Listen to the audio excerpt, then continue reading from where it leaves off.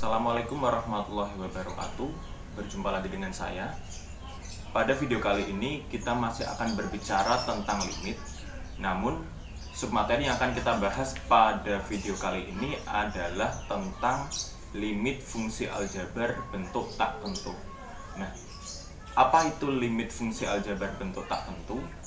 Untuk menjawab pertanyaan itu, silahkan kalian saksikan video ini mulai dari awal sampai dengan akhir agar kalian benar-benar paham apa itu limit fungsi aljabar bentuk tak tentu dan berbagai permasalahan yang berkaitan dengan limit fungsi aljabar bentuk tak tentu itu.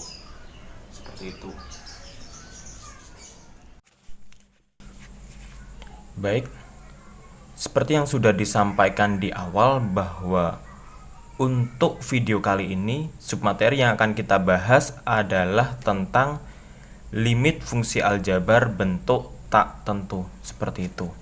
Nah, ketika kita berbicara tentang limit fungsi aljabar bentuk tak tentu, pasti akan muncul sebuah pertanyaan. Apa toh limit fungsi aljabar bentuk tak tentu itu?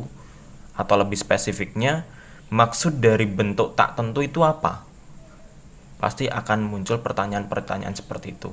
Nah, untuk menjawab pertanyaan itu, silakan cermati pernyataan yang ada di bawahnya. Seperti yang bisa kalian baca, ada sebuah pernyataan seperti ini. Misalkan dipunyai fungsi fx, maka limit fungsi fx untuk x mendekati a itu sama dengan L. Nah, limit fungsi fx untuk x mendekati a sama dengan L itu merupakan bentuk umum dari fungsi aljabar. Nah, lalu maksud dari bentuk tak tentu itu apa? Jadi bentuk tak tentu itu mengarah pada nilai limit dari fungsi fx untuk x mendekati a. Dengan kata lain, bentuk tak tentu itu merujuk pada nilai L-nya. Maksudnya seperti apa, Pak? Maksudnya seperti ini. Biasanya ketika kita diminta untuk mencari nilai limit fungsi fx untuk x mendekati a, nilai L atau nilai limitnya itu selalu didapati suatu bilangan tertentu. Bilangannya jelas. Nah, sekarang bagaimana seandainya jika muncul bentuk-bentuk yang tak tentu, bukan bilangan yang spesifik? Nah, maksud dari bentuk bilangan yang tidak spesifik itu seperti apa?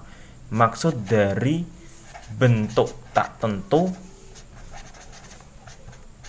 contohnya itu seperti apa? Contoh dari nilai yang memiliki bentuk tak tentu adalah seperti 0/0. Selanjutnya adalah tak hingga per tak hingga. Selanjutnya adalah 0 dikalikan dengan tak hingga, atau tak hingga dikurangi dengan tak hingga, atau bisa juga 0 dipangkatkan dengan 0, bisa lagi tak hingga dipangkatkan dengan 0, atau tak hingga dipangkatkan dengan tak hingga. Nah, bentuk-bentuk inilah yang dikatakan sebagai nilai dengan bentuk tak tentu. Nah, ketika kita mendapati nilai limit kok bentuknya seperti ini, salah satu dari bentuk ini, maka kita harus menggunakan cara lain untuk menyelesaikan atau mencari atau menentukan nilai limitnya. Lah, terus bagaimana cara untuk mencari nilai limit fungsi aljabar kalau ketemu seperti ini, Pak? Nah, untuk menentukan nilai limit fungsi aljabar, maka akan kita bahas seperti ini. Seperti yang bisa kalian baca, misalkan dipunyai fungsi fx, nilai limit fungsi fx untuk x mendekati a, dia dapat dicari atau ditentukan dengan cara langkah pertama yang kita lakukan. Langkah pertamanya adalah substitusikan X sama dengan A ke fungsi fx. Maksudnya seperti apa? Maksudnya seperti ini. Jika kita diminta untuk mencari nilai limit fungsi f(x) untuk x mendekati a, karena x mendekati a, seperti biasa kita asumsikan x-nya itu sama dengan a. Karena kita asumsikan x-nya itu sama dengan a, maka secara otomatis nilai x yang sama dengan a itu kita masukkan ke dalam fungsi f(x). Nah, kalau ketemu suatu bilangan tertentu yang bukan termasuk dalam bentuk tak tentu tadi, jadi ketemu bilangan tertentu ya, maka kita katakan itulah nilai limitnya. Nah, terus bagaimana kalau seandainya yang didapati itu salah satu dari bentuk yang tak tentu? Nah, bisa kalian baca di langkah yang kedua, apabila didapati nilainya dalam bentuk tak tentu, berarti salah satu dari tadi, maka yang kita lakukan adalah silakan kalian lakukan pemfaktoran. Nah, setelah kalian faktorkan, kemudian kalian sederhanakan. Coret kalau bisa, hilangkan kalau bisa. Selanjutnya silahkan kalian substitusikan x sama dengan a ke fungsi yang telah kalian sederhanakan tadi. Pak, kapan kita melakukan hal ini? Kita melakukan hal itu atau kita melakukan pemfaktoran jika fungsinya memiliki bentuk yang biasa. Jika f(x) itu bentuknya biasa. Biasa di sini dalam artian di dalam fungsi f(x) itu dia tidak memuat akar sama sekali. Nah, terus bagaimana kalau seandainya di dalam fungsi itu memuat akar? Kalau memuat akar, maka kalian lanjut ke langkah berikutnya. Langkah berikutnya adalah silakan kalian lakukan perkalian dengan bentuk sekawannya, sehingga didapati fungsi baru.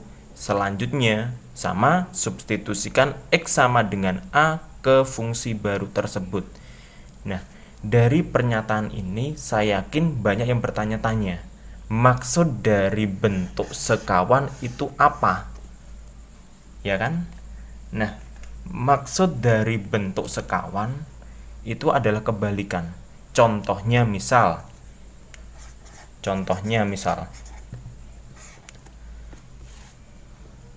misalkan saya punya bentuk akar x ditambah 5, maka sekawannya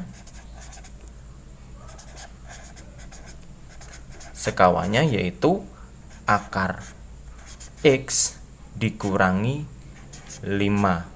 Tinggal kita lihat penghubungnya itu seperti apa. Pak, contoh lain misalkan saya punya min 2 ditambah akar x misalkan. Nah, penghubung antara min 2 dan akar x itu siapa? Plus. Maka sekawannya kebalikannya berarti min 2 ini plus, berarti dia berubah menjadi min akar x. Seperti itu. Nah, untuk lebih jelasnya silakan kalian nanti cermati contoh-contoh soal yang sudah saya berikan. Seperti itu. Baik, yang selanjutnya adalah contoh soal, yaitu contoh soal yang berkaitan dengan limit fungsi aljabar bentuk tak tentu. Untuk contoh soal yang pertama, seperti yang bisa kalian baca, tentukan nilai limit x pangkat 3 dikurangi 16x ditambah 24 per x pangkat 2 ditambah 4x ditambah 12 untuk x mendekati 0. Saya tulis terlebih dahulu soalnya. Limit x pangkat 3 dikurangi 16x ditambah 24 per x pangkat 2 ditambah 4x ditambah 12 untuk x mendekati 0.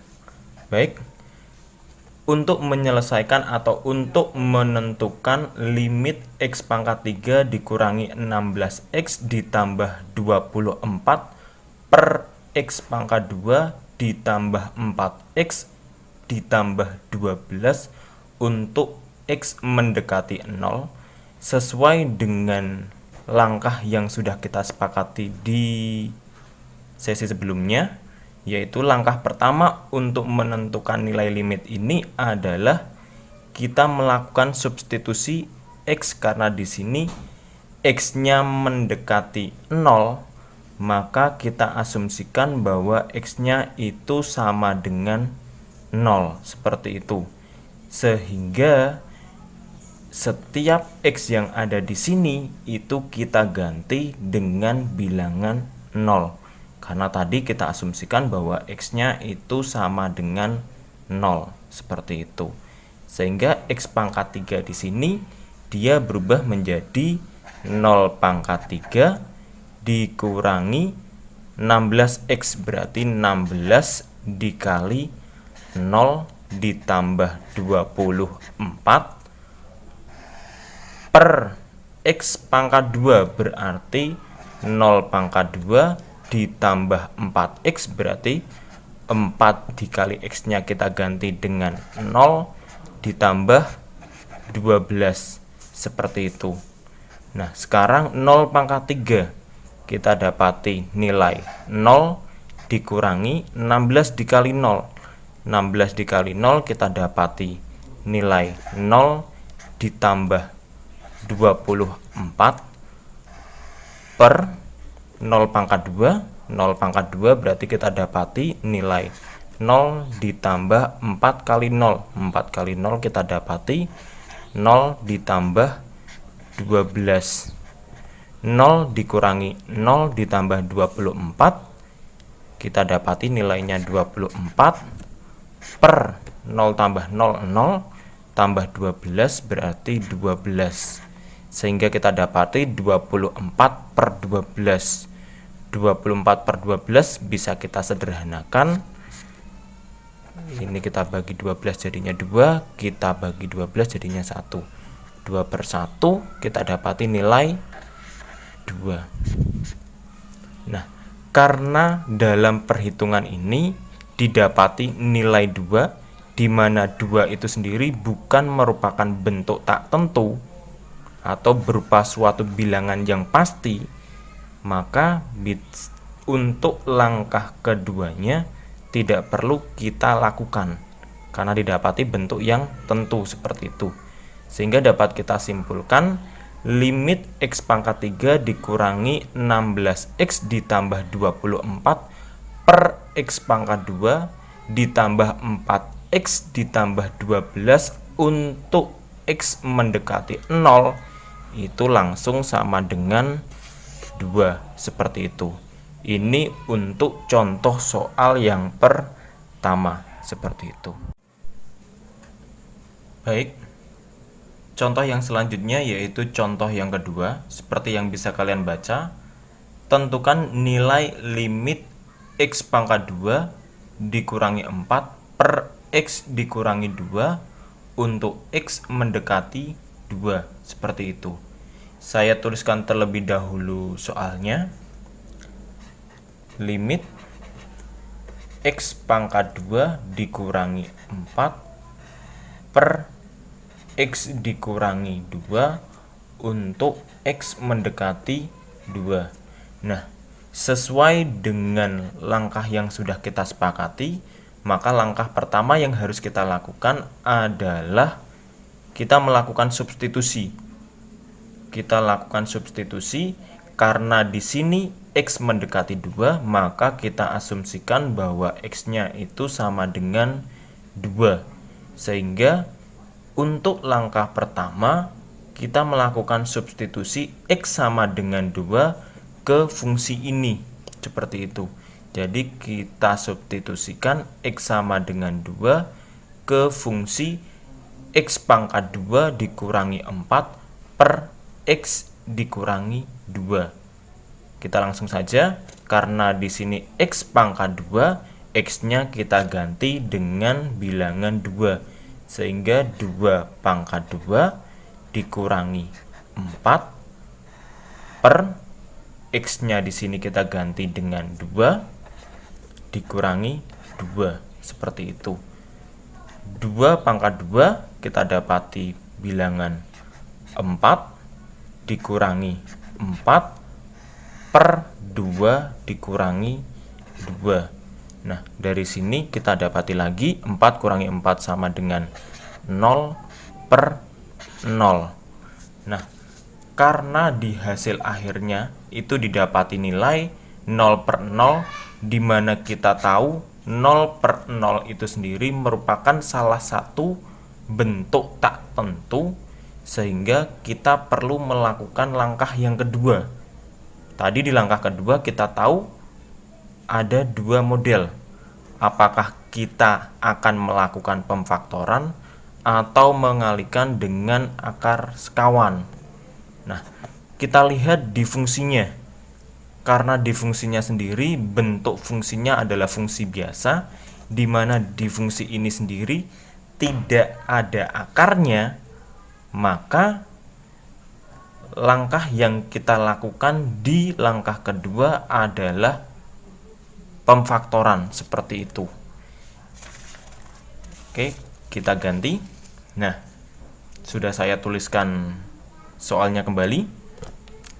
Limit X pangkat 2 min 4 per X min 2 untuk X mendekati 2. Jadi kita akan mencoba untuk melakukan pemfaktoran.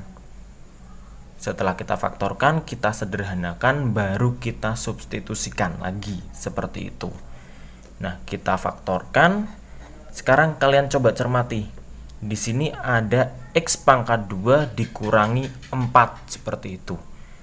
Nah, X pangkat 2 dikurangi 4, kalau kalian ingat, X4 ini sendiri dia kan sama saja dengan 2 pangkat 2. Sehingga dari sini kita bisa mengingat-ingat ada sebuah rumus bentuknya seperti ini. A kuadrat dikurangi B kuadrat itu bisa kita sederhanakan atau kita pecah jadi A ditambah B dikalikan dengan A dikurangi B seperti ini.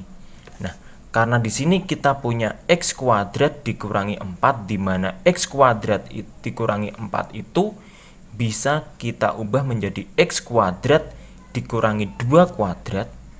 X kuadrat dikurangi 2 kuadrat, maka dia bisa diubah atau dipecah menjadi seperti ini. Dipecah menjadi X ditambah 2 dikali X dikurangi 2. Sehingga limit ini pun berubah menjadi limit X ditambah 2 dikalikan dengan X dikurangi 2 per X dikurangi 2 untuk X mendekati 2. Nah, sekarang coba kalian cermati lagi. Di sini ada X min 2, di bagian bawah juga ada X min 2. Karena bentuknya perkalian, maka bisa kita coret. Nah, kita coret sehingga sisanya yaitu limit X ditambah 2 untuk X mendekati 2. Ini adalah bentuk yang paling sederhana. Karena sudah mencapai bentuk yang paling sederhana, berarti langsung kita substitusikan seperti biasa. Karena di sini X mendekati 2, berarti kita asumsikan X-nya itu sama dengan 2. Karena kita asumsikan X-nya itu sama dengan 2, berarti kita substitusikan X sama dengan 2 ke fungsi ini. Berarti X ini nanti kita ganti dengan bilangan 2. Sehingga X tambah 2 dia berubah menjadi, X-nya berubah menjadi 2. 2 ini ditambah dengan 2. 2 ditambah 2 hasilnya adalah 4. Nah, dari sini bisa kita simpulkan limit X pangkat 2 dikurangi 4 per X dikurangi 2 untuk X mendekati 2 itu hasilnya atau nilainya itu sama dengan 4. Seperti itu. Itu untuk contoh soal yang kedua. Baik. Untuk contoh yang ketiga, seperti yang bisa kalian baca, tentukan nilai limit akar X dikurangi 3 per X dikurangi 9 untuk X mendekati 9. Saya tuliskan soalnya, limit akar X dikurangi 3 per X dikurangi 9 untuk X mendekati 9. Nah, sesuai dengan langkah yang sudah kita sepakati, berarti langkah pertama dalam menentukan nilai limit ini adalah kita lakukan substitusi terlebih dahulu. Karena di sini X mendekati 9, berarti kita asumsikan X-nya itu sama dengan 9, sehingga kita substitusikan X sama dengan 9 ke fungsi ini. Berarti kita substitusikan X sama dengan 9 ke fungsi akar X dikurangi 3 per X dikurangi 9. Sehingga kita dapati akar X-nya kita ganti dengan 9 dikurangi dengan 3 per 9 dikurangi 9. Sehingga kita peroleh akar 9 itu 3 dikurangi 3 per 9 dikurangi 9. Sehingga kita dapati 3 dikurangi 3 itu 0, per 9 dikurangi 9 juga 0. Nah, dari perhitungan ini ketika kita lakukan substitusi, ternyata didapati hasilnya yaitu 0 per 0. Sedangkan kita tahu 0 per 0 itu adalah bentuk tak tentu. Karena kita dapati bentuk tak tentu, maka kita lanjut pada langkah berikutnya.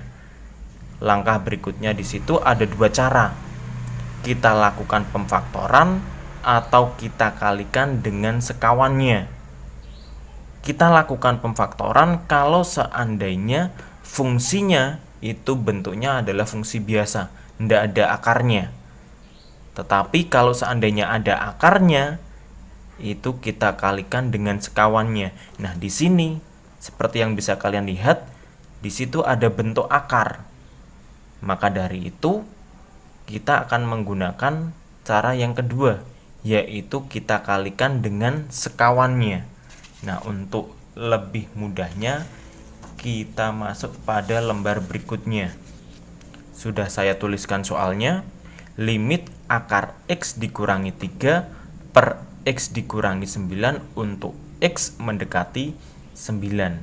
Seperti itu. Berarti di sini kita akan melakukan perkalian dengan sekawannya. Sekawan dari akar X dikurangi 3. Saya tuliskan dulu limitnya.